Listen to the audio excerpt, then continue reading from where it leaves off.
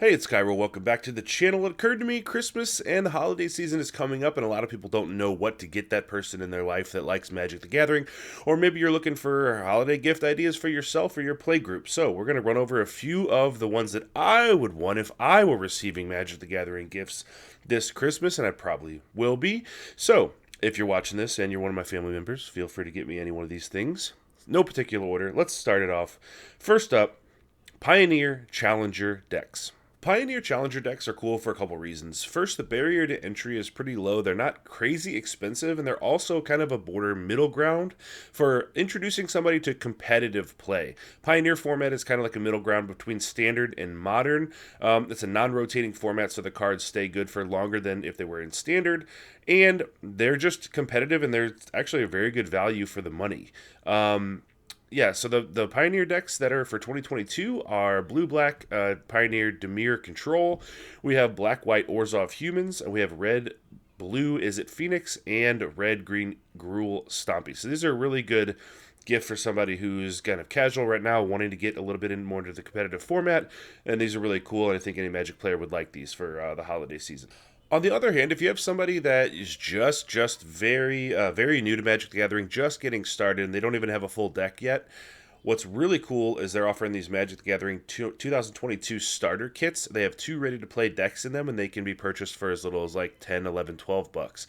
So really good value. The decks are going to be balanced to play against each other. They have deck boxes to store everything in. They're not going to be the most expensive cards ever, and they're not going to like be insanely valuable, but if you're looking to get 2 new people into Magic the Gathering, this is the cheapest and easiest way to do so with the 2022 starter kit right here. If you speak with anybody who's played Magic the Gathering for any amount of time, you understand that the need for tokens. There are other accessories more than just cards that you need to bring to the table, and tokens are kind of always a pain because you have a card that makes a bear token, but yet you only have a knight token or vice versa or whatever. So actually my buddy bought these a few months ago, and they've been really cool. I don't know what brand they are, but they are dry erase tokens. So they're essentially just the exact dimensions of a Magic card, and they're just white. And then you can use a dry erase marker, and you can put on there like Knight 2/2 or Spirit 1/1 or whatever. So they sell those. Just do a Google search. I'm not going to do a brand here because I'm not doing any brands in this video, but those are really cool. So those are dry erase tokens, and I think every Magic player would like to get those as a gift. This next gift is for somebody who has a lot of cards. Somebody that you know that plays a lot of Magic. They have a lot of cards sitting around. You might ask them subtly, if you're wanting to surprise them with this gift, if they have any interest in making a cube. And what a cube is basically you make little separate packs. You curate out of your collection little packs, and you can draft them just like you would in draft format with a booster box or booster packs.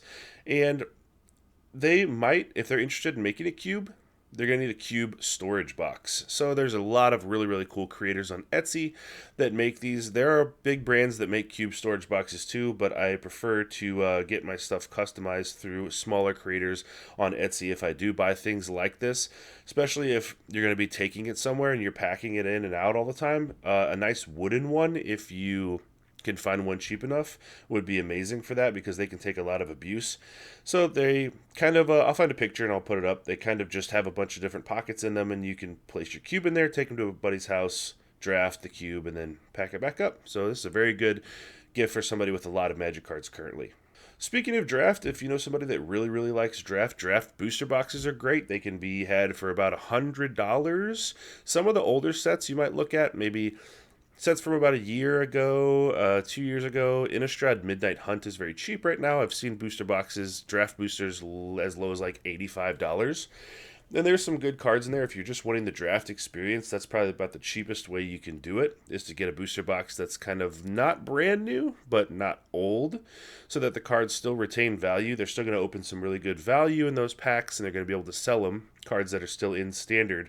But that aren't going to be, premium priced. Like some of the new sets for the curated sets, the remastered sets are like $200 a booster box. And, I don't think anybody really expects you to give them a gift that's $200 on Magic cards just because they play the game. So look out for booster boxes around the $85 to $95 range, and that's a pretty good price for them.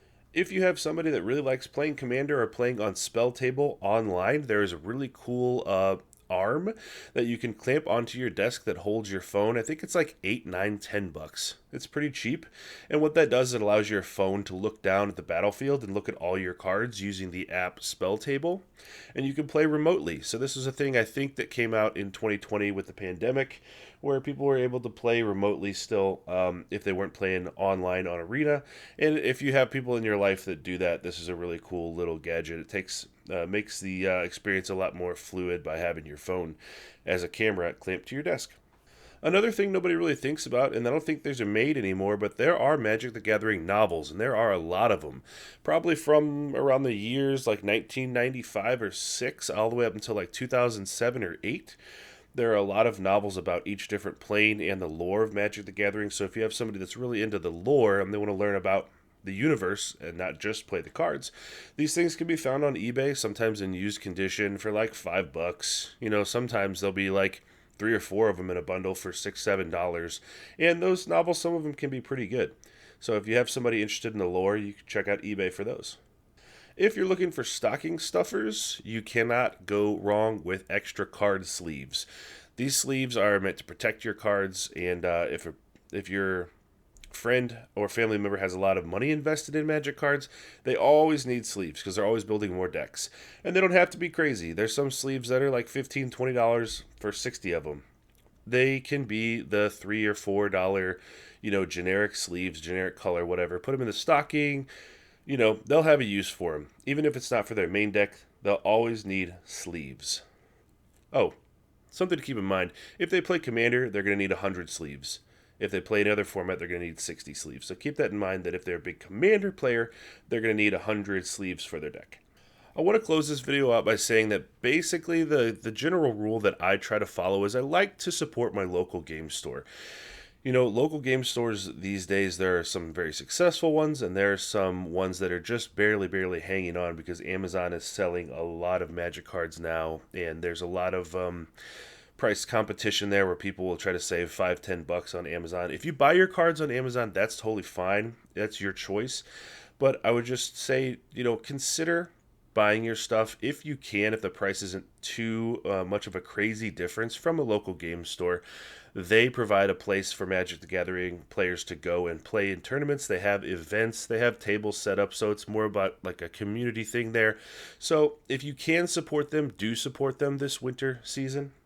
And one other thing, I didn't use any brands in this video because, frankly, this is not a sponsored video. So I have brands that I like and brands that I don't like, but I'm not going to be shilling out for different brands, frankly, because they're not paying me to do so. So if you are a brand and you want a sponsored video, you are free to send me stuff. You can contact me at kairomtg@gmail.com. Just keep in mind, please don't send me crap. I've had some offers to review things and I'm not going to review. I'll give an honest review on something, so if I don't like it, probably not going to recommend it to the viewers. But if you're interested in that, please do let me know.